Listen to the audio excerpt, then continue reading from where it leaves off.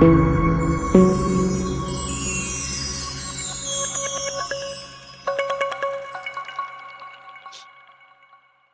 es la clase del 5 de septiembre de la historia de la esperanza y bueno, bienvenidas todas. Eh, Listo, la vez pasada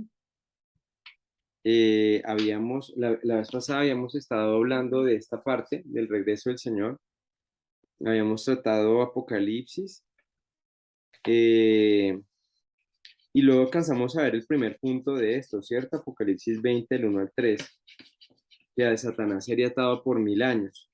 ¿Cierto? Bueno, el otro día ahorita en el curso de dispensaciones estamos pues estudiando justamente estas partes, bueno, no estamos estudiando estas partes en particular, pero sí ha sido bien interesante porque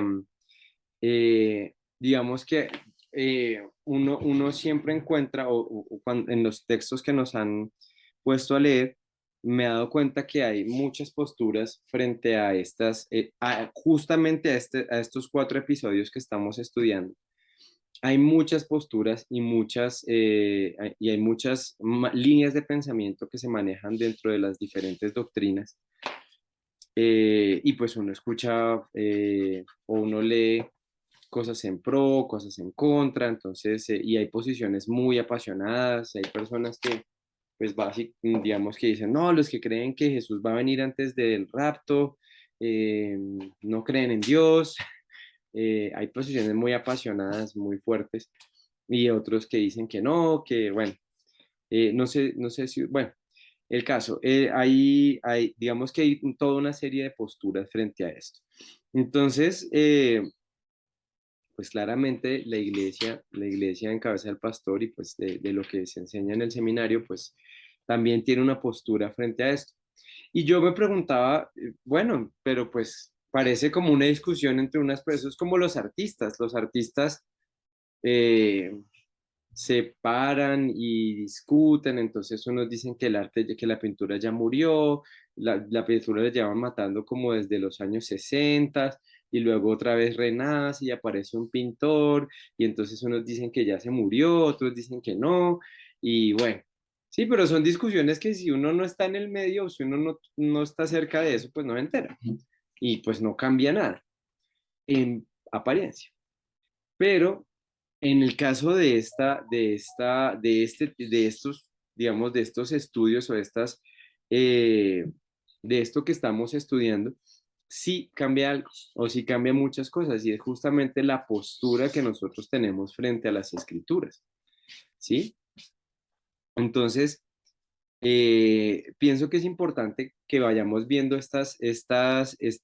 esto con mucho cuidado, eh, en el sentido de que, bueno, digamos que una interpretación que nosotros podemos tener que es clara y creo que pues compartimos todos aquí, es que la Biblia se interpreta de una manera literal, ¿cierto? Que eso lo ha dicho el pastor muchísimas veces desde el púlpito y la interpretación de la escritura, en este caso de estas escrituras, es literal y nosotros esperamos que se cumpla de manera literal, ¿sí? Solo por poner un ejemplo, en la Iglesia Católica la Biblia está interpretada de una manera alegórica, ¿sí?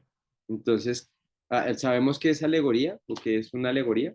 Sí, ¿Qué es una alegoría, es Josué? como algo que representa algo, como una referencia. Como una referencia, dice Josué. Bueno, ¿alguien da más? Hoy Maudsley, que es como una metáfora alargada que hace referencia a eso. Bueno, entonces mi esposa dice que es como una metáfora ampliada o alargada. Nubiecita.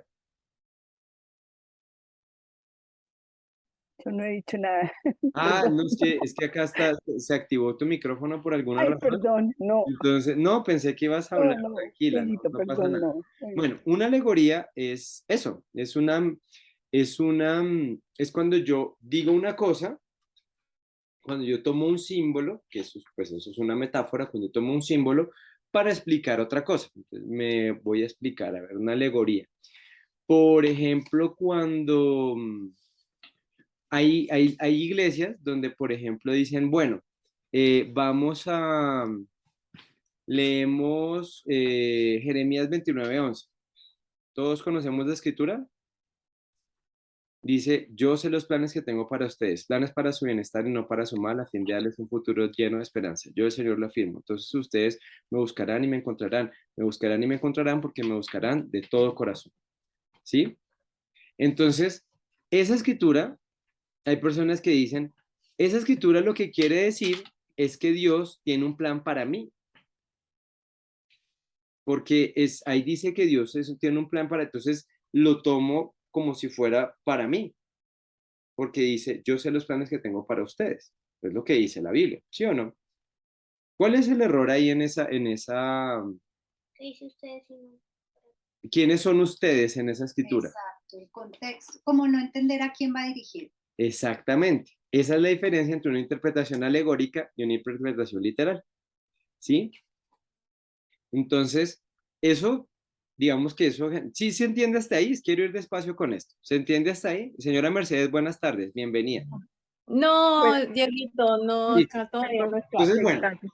Jeremías 29:11, ¿a quién está dirigida? ¿A nosotros? A los israelitas. Estaban hablando del pueblo de Israel para ese momento. Exactamente, esa es una promesa para el pueblo de Israel. No es una promesa para la iglesia. ¿Nosotros hacemos parte del pueblo de Israel? Mm, No, porque nosotros nos llamamos iglesia. El pueblo de Israel es, pues ya lo hemos visto, es un pueblo escogido por Dios, ¿verdad? ¿Hasta ahí claros? sí. ¿Sí? Sí, Sí, Señor. discusión, ¿no? Que algunos dicen que la iglesia es como el nuevo pueblo de Israel. Exactamente, Sí. allá voy, pero Pues, vamos despacio, vamos de ahí por eso, vamos ahí, por eso. Una interpretación alegórica de eso es decir que cuando Dios dice, yo sé los planes que tengo para ustedes, una interpretación alegórica es poner en ese ustedes, en lugar del pueblo de Israel, a la iglesia. Ahí sería una alegoría, porque esos planes que Dios está poniendo, entonces básicamente yo estoy como diciendo, bueno, como dice planes y dice que es para mí, entonces yo los cojo para mí. Pero eso no es esa no es la interpretación gramatical histórica de esa escritura. Ahora, ¿qué sí podemos extraer de ahí? Que Dios hace planes. Y claramente Dios tiene un plan con la iglesia, ¿sí? Pero, y es un plan para bienestar también, pero esa escritura no habla de nosotros como iglesia, ¿sí? Entonces, la interpretación alegórica muchas veces lo que hace es acomodar ciertas cosas a lo que piensa el lector, por eso es tan peligrosa. Por eso es que vemos gente, por ejemplo, como la historia que contaba el pastor del muchacho futbolista que es cristiano y le dio 9 vueltas al campo de fútbol para conquistarlo. ¿Como quién? Como Josué, ¿cierto? Como Josué en Jericó, pero eso es una interpretación alegórica. ¿Dios nos mandó a darle vueltas a las cosas para conquistarlas? No. Eso es una interpretación que no es gramático, que no es de histórica gramática, ¿cierto? Entonces, volviendo acá, a esta parte de acá, entonces, esta es una parte que es difícil que digamos que es difícil de interpretar porque finalmente, primero es algo que no ha pasado, digamos con Jeremías es fácil porque pues ahí estaba el pueblo de Israel y Jeremías estaba dando una profecía para el pueblo de Israel. Pero en este caso, hay quienes dicen Apocalipsis es toda una alegoría. Apocalipsis no dice nada o sea, eso no va a pasar así como dice ahí. Si te encuentras con una persona que te dice eso, ¿tú qué le dirías?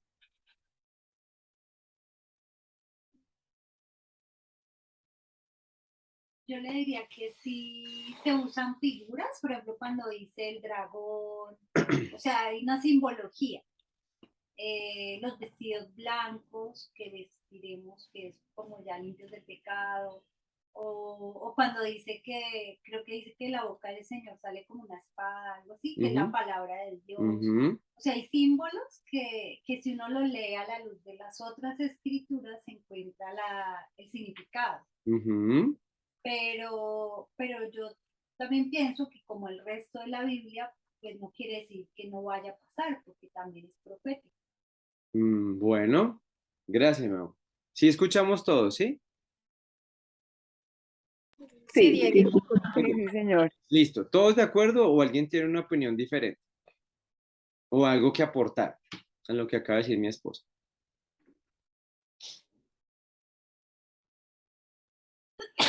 Hoy estamos cuchillas. Bastante. Señora,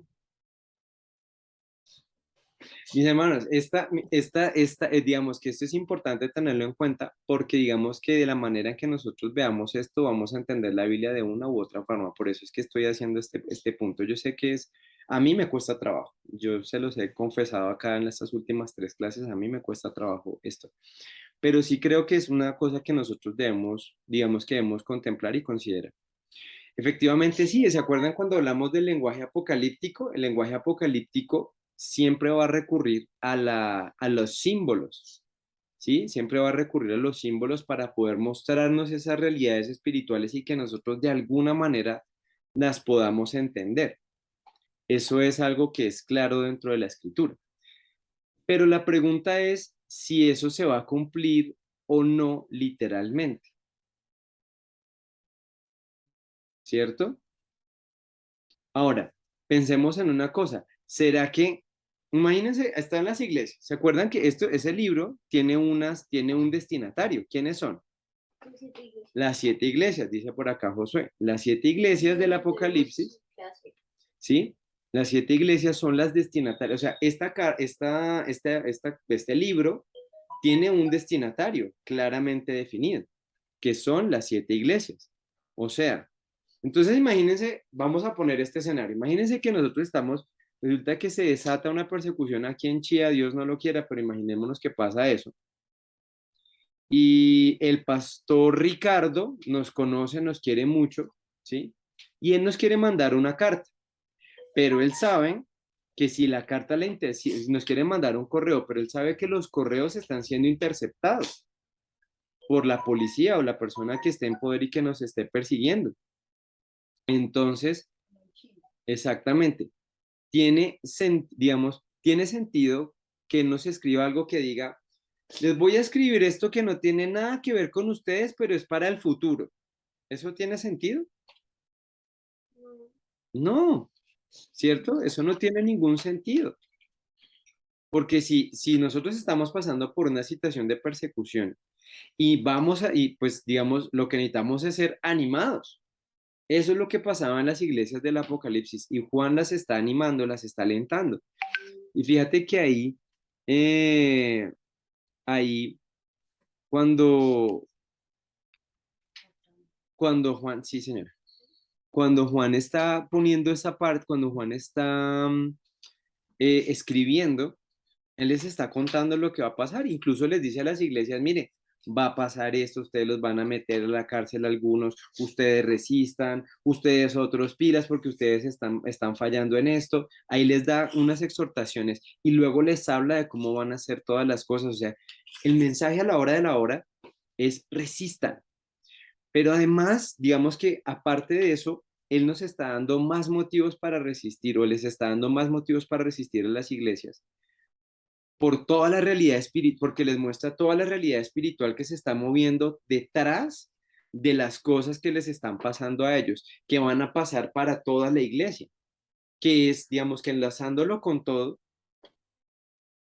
es finalmente la derrota ya definitiva de Satanás en nuestra historia de la esperanza, ¿sí? Entonces, ¿por qué es importante esto? Porque digamos que en esa medida nosotros digamos que podemos tener mucha tranquilidad frente a muchas cosas que suceden en la escritura y que no son una alegoría en ese sentido, sino que las podemos interpretar como realidades espirituales o como cosas que pasaban dentro de la iglesia o que van a pasar dentro de la iglesia. ¿Sí? Entonces, pero siempre teniendo en mente eso, que esa carta no está, digamos, este libro, ¿sí? Tiene un destinatario y que para ese destinatario tiene sentido todo eso que está escrito dentro de la escritura. Pero así como en Jeremías nosotros podemos extraer un principio para nuestra vida y un principio acerca de Dios, un principio acerca de la esperanza, ¿sí? Así como nosotros en Jeremías podemos extraer esos principios que nos ayuden a entender un poco más el carácter de Dios y sus planes, De la misma manera con este libro, ¿sí? Nosotros podemos, a pesar de que no es algo que está dirigido directamente hacia nosotros, no es como Juan 17, que sí está dirigido a nosotros, ¿sí? En Juan 17 dice, te pido por los que van a creer en mí a través del mensaje de eso. Eso somos nosotros, ¿sí? Nosotros hemos creído a través del mensaje de los apóstoles. Entonces, eso es algo que está dirigido a nosotros directamente. Pero en el caso del Apocalipsis, no, porque nosotros no estamos en las iglesias del Apocalipsis.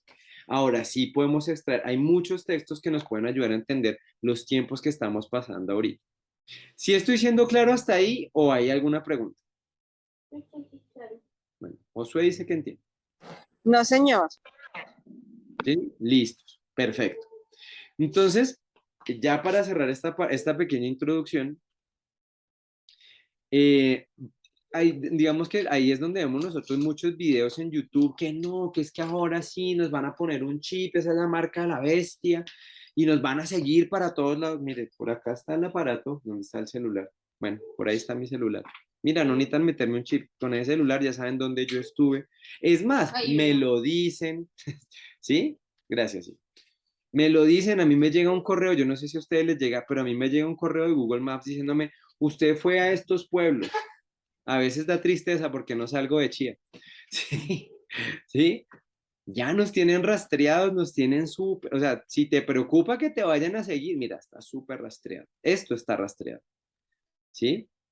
Por eso te llegan las propagandas de lo que a ti te gusta, no necesitan meterte un chip, ¿sí? Entonces,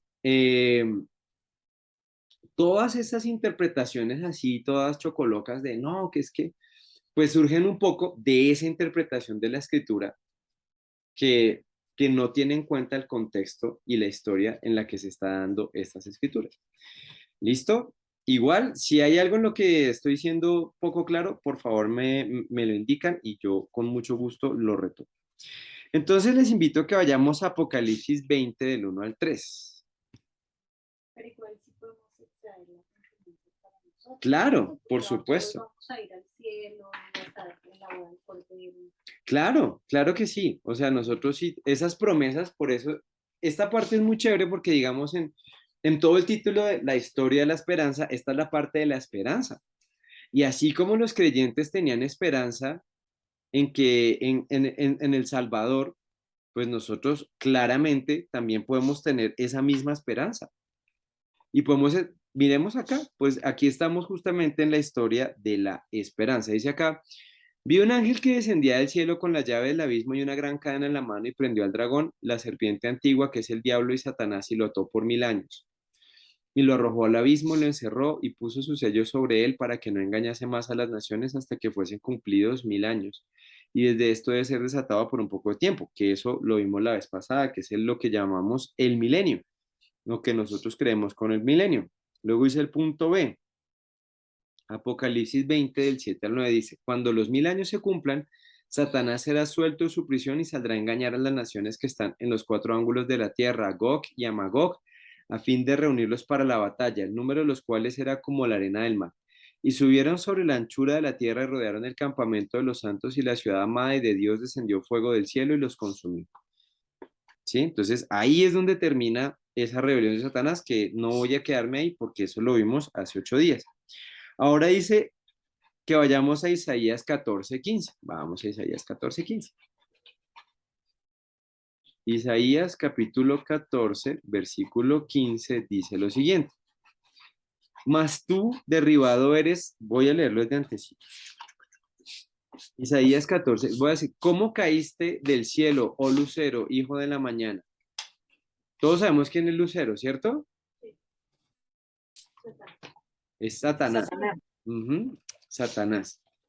¿Cómo es caíste del lucero o del cielo, oh lucero, hijo de la mañana? Cortado fuiste por tierra tú que debilitaste a las naciones.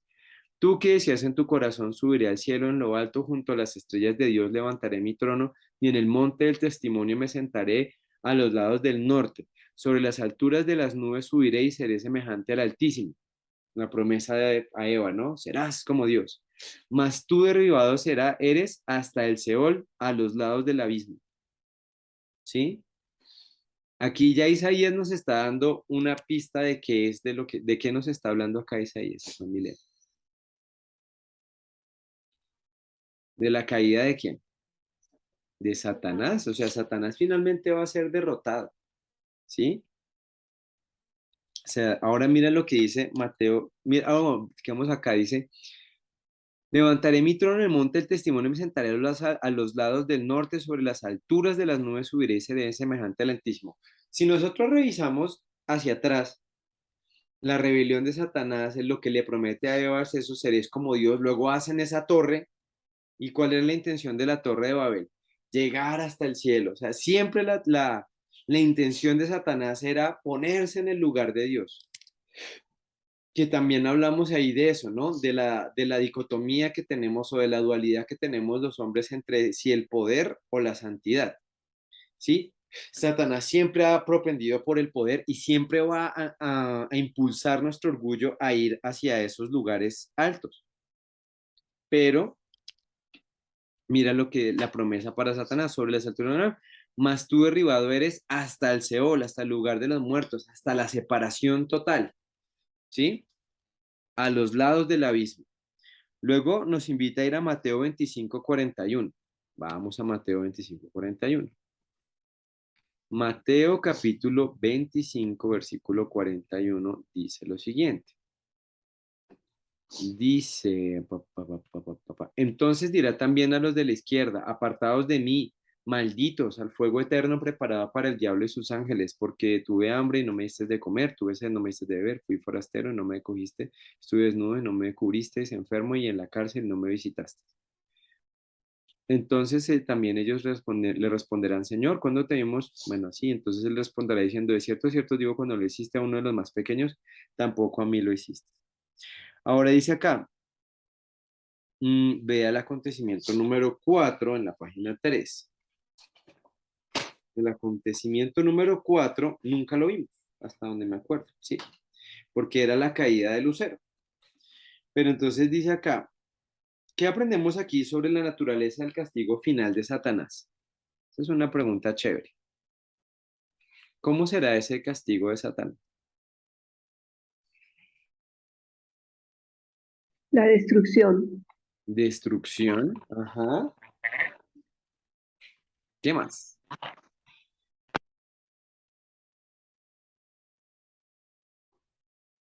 Confusión.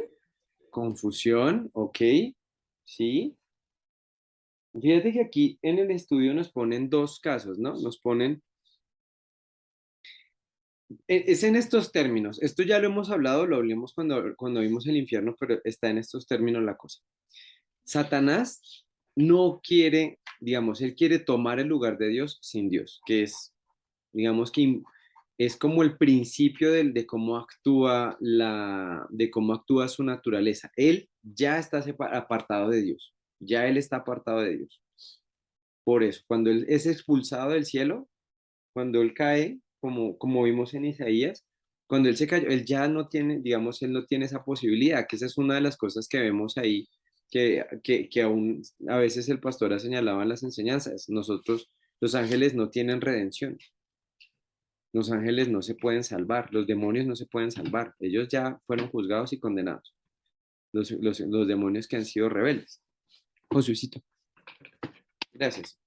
¿Sí? Pero entonces, ellos están ya condenados.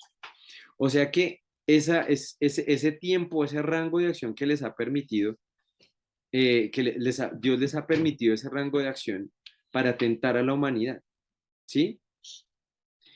Pero va a llegar un momento en que, o sea, eso va a tener un límite y ellos van a terminar, fíjate que Dios les preparó un lugar también a ellos. Ese es en el fuego preparado al diablo y sus ángeles, dice Mateo 25:41. Ese lugar ya está preparado para ellos, es un lugar sin Dios, ¿sí? Es un lugar que está totalmente apartado y separado de Dios, ¿sí?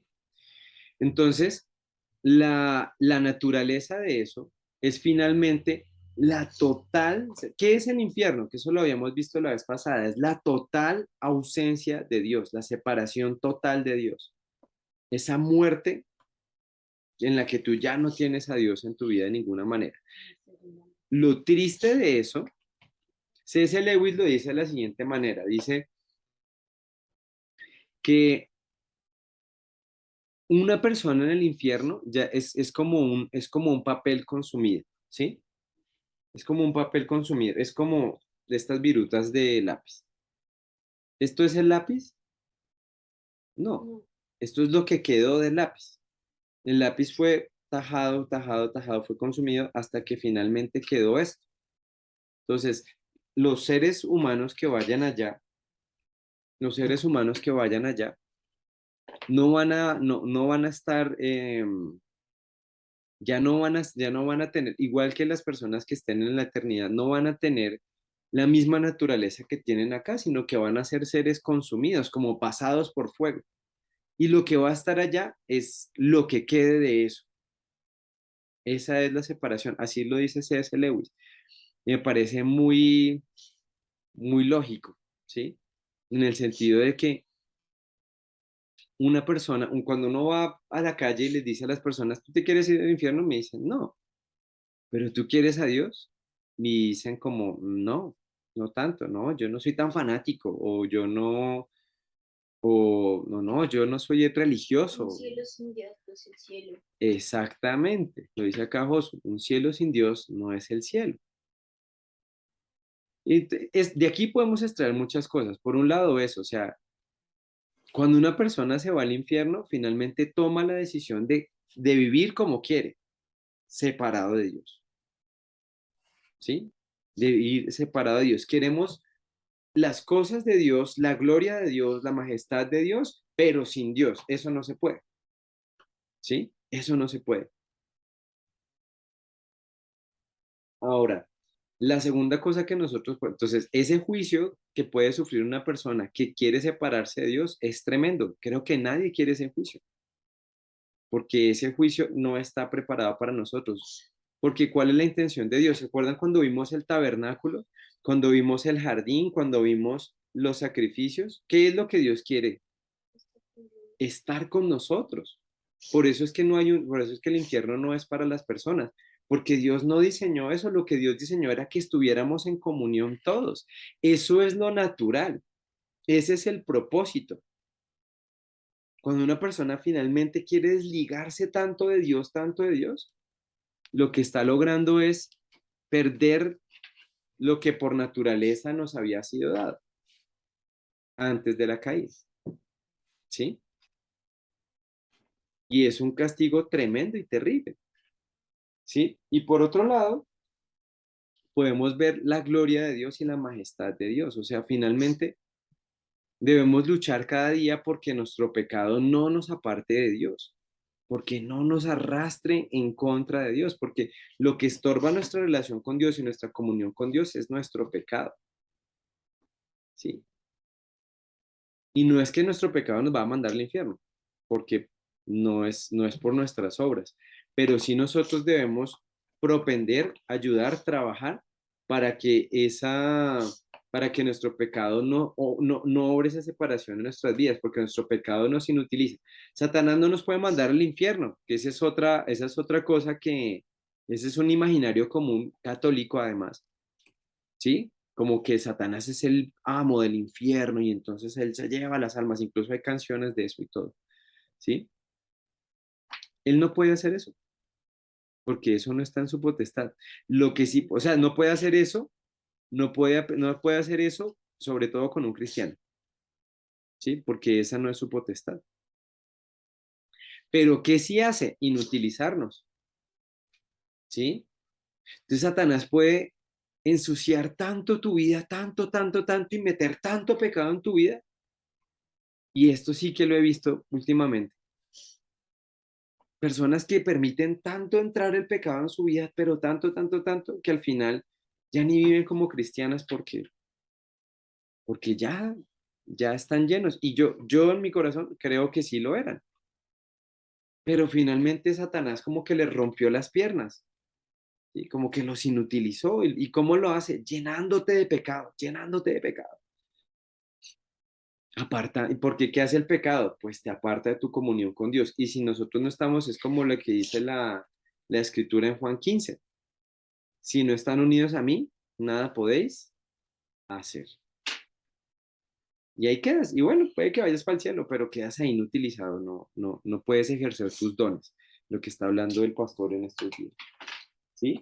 Entonces, fíjate que hay muchas cosas ahí. El infierno, yo creo que no es como piensa la gente, que es que uno habla del infierno para asustar a las personas.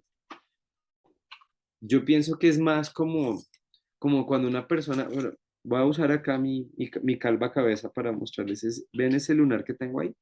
Esa es la razón por la que yo uso sombreros, no es porque, no, Diego es un fanático de los sombreros y le encanta. No, que la doctora me dijo, si usted no usa algo para cubrirse la cabeza, le va a dar cáncer. Y yo, pues claramente no quiero cáncer en mi vida. Entonces, ¿qué uso? Sombreros. ¿Sí? En este caso, el cáncer funcionaría como el infierno, pero la doctora no lo dijo, entonces, si usted no utiliza sombra, no. Mi hijo, humano está la consecuencia, mire a ver qué hace. Y pues yo tomo una acción frente a eso, porque no quiero esa consecuencia en mi vida. Cuando nosotros le hablamos del infierno a la gente, estamos diciéndoles eso. Mira, si tú no te vuelves a Dios, esta consecuencia va a llegar a tu vida tarde o temprano. Y también soy un convencido de que si una persona no tiene vida eterna, también tiene muerte en su vida. Hay un libro que se llama muy chévere, si algún día se lo pueden conseguir, es muy interesante, se llama El asesino interno. ¿Sí? Entonces, en este libro hacen como una comparación de ciertas enfermedades con el pecado. Y además es muy gráfico, ¿no? Entonces, como que, uy, tú empiezas de verdad, ese libro sí es para dar miedo. ¿Sí? Y una cosa que dice ese libro que a mí me impresiona mucho dice, nunca nadie dijo en su vida algo así como, no, desde que miento soy una persona súper feliz.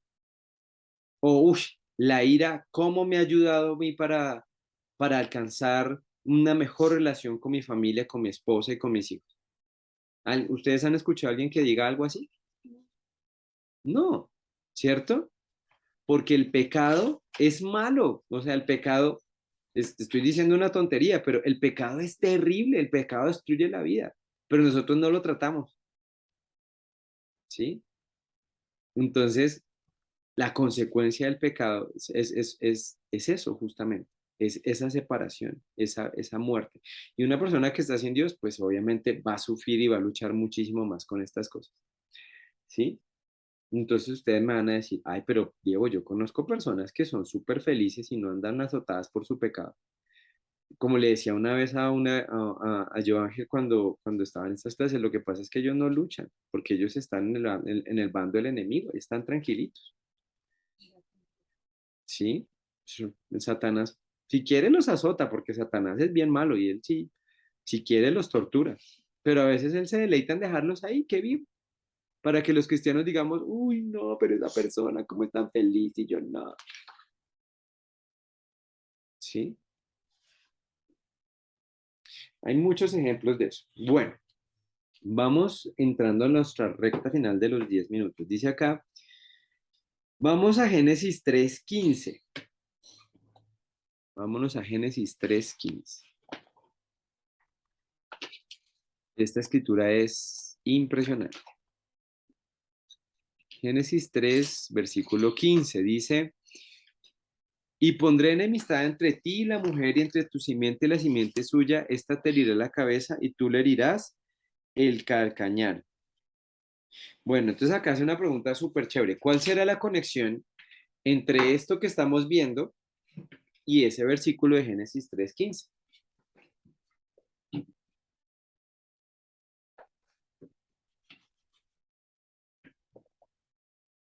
Mira qué interesante. La destrucción de Satanás Muy bien, sí, sí. ¿Alguien tiene alguien da más? Claro que yo pensaba que esa escritura se ha cumplido en la crucifixión. Sí, pero finalmente esta es la derrota.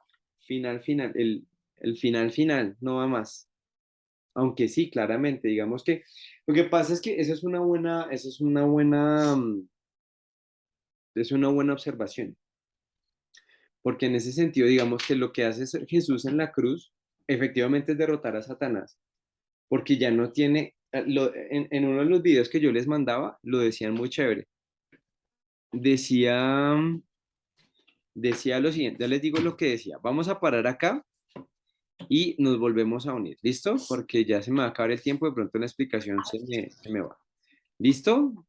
Entonces nos desconectamos y nos volvemos a conectar. Listo, Dieguito, gracias. Esta es la señora. Entonces, en el proyecto de Biblia lo dice así, digamos, ¿cuál es el instrumento que tiene Satanás para enseñorearse de las personas? La muerte, ¿sí? Porque digamos que la manera en que, la manera en que él tenía para amenazar a las personas era te vas a morir, ¿sí? Pero la fe, o lo que hace la fe en la vida de las personas es justamente eso, como esa promesa de la vida eterna. Y por tanto eso ya no es digamos que ya no, ya ese poder lo pierde Satanás cuando Jesús muere en la cruz y derrota la muerte, ¿sí?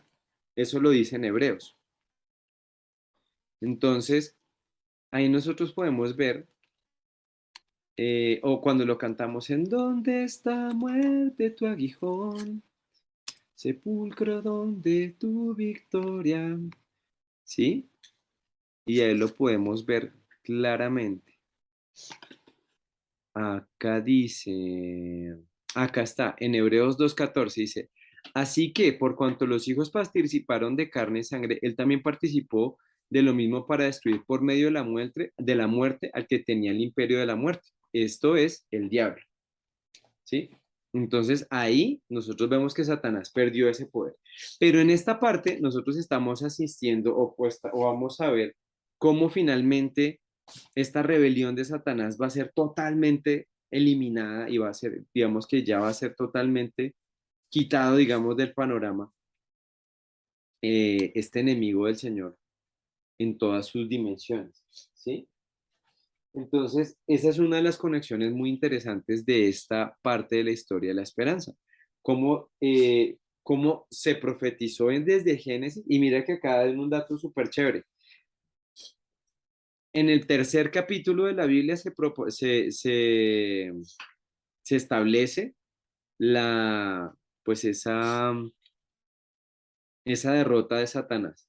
Y 3 capítulos antes de que se acabe la Biblia, se cumple. ¿Sí? Ese dato yo no lo tenía aquí tan fresco, pero acá le hice el estudio y me pareció súper interesante. ¿Sí? Así es la escritura. ¿Sí? Entonces tenemos esto. Finalmente este enemigo de Dios va a ser totalmente quitado de la ecuación. ¿Sí? Y vamos a tener la oportunidad de ver cómo Dios tiene una total victoria. Recordemos que Dios, o sea, que no es un dualismo, no es que finalmente Dios por fin logra con todas sus fuerzas derrotar a Satanás, no. Finalmente Dios tiene preparado un límite para Satanás, ¿sí? Entonces, pues mis hermanas y mis hijos, eh, pues estar muy pendientes trabajando nuestro pecado, orando, quitando esos estorbos de nuestra vida, de modo que nosotros podamos pues tener esa posibilidad cada vez de estar más cerca de, de poder tener esta realidad en nuestras vidas. Y es una esperanza, ¿no? Porque como todas las cosas, ahorita Satanás pues hace muchas cosas terribles y pone trampas y hace cosas muy feas, pero eso no va a ser para siempre. Y es algo que nosotros podemos tener confianza en que eso no va a ser para siempre. Preguntas, dudas, quejas, inquietudes, mis hermanas. Yo estaba recordando la escritura en Apocalipsis 12, que Satanás es el ángel acusador también, que nos acusa y nos desanima. Y que debemos recordar la casa. Gracias. Gracias. Sí alcanzamos a escuchar, ¿sí? Sí, sí se alcanza a escuchar. Exactamente. Igual, la culpa se va a acabar. Gloria a Dios por eso, porque sí, a veces llevamos un peso de culpa terrible, a veces lo escuchamos mucho. Bueno, mis hermanos, pues si esa es, si vamos así, entonces vamos a orar. Bendito Dios, te doy tantas gracias, Padre, por este tiempo, Señor, por poder meditar en tu palabra, Señor. Sabes, Dios, que podríamos pasar más tiempo, Dios, escudriñando tus escrituras, Padre, y pudiendo, Dios, pues conocer, eh, aunque tú has dispuesto en esta historia de la esperanza a través de la Biblia, Señor. Te doy gracias por cada una de mis hermanas que está aquí, en mis hijos, Dios, que está prestando atención a este estudio, Señor. Te pedimos, Padre, que nosotros podamos tener, pues en nuestro corazón, Dios, la certeza de que tú nos vas a dar una vida eterna impresionante, Dios, y ayúdanos a tener sabiduría, Señor, porque pues son cosas que son difíciles de entender, Padre. Por lo menos para mí lo son, Señor. Y yo te pido, Dios, por favor, porque podamos seguir pues aprendiendo, Dios, podamos seguir creciendo, Padre. Ayúdanos, Dios, como iglesia a crecer cada día, Señor, de modo que podamos dar gloria a tu nombre, Señor, a través de las acciones que tomemos y de las cosas que hagamos en tu nombre, Señor. Gracias, Dios, por todo lo que tú nos das. Bendice, Señor, este resto de noche que nos queda. Gracias por cada una de mis hermanas que está acá conectada, Señor, y mi familia que está aquí tomando el estudio conmigo, Señor. Bendice, Señor, este tiempo en nombre de tu Hijo Jesús. Amén. Mis hermanitas, muchas gracias. Gracias. Gracias, Felicia. Buenas Gracias. noches para todos. Bendiciones, muchas gracias. Todos. Feliz noche. Lo mismo, chao.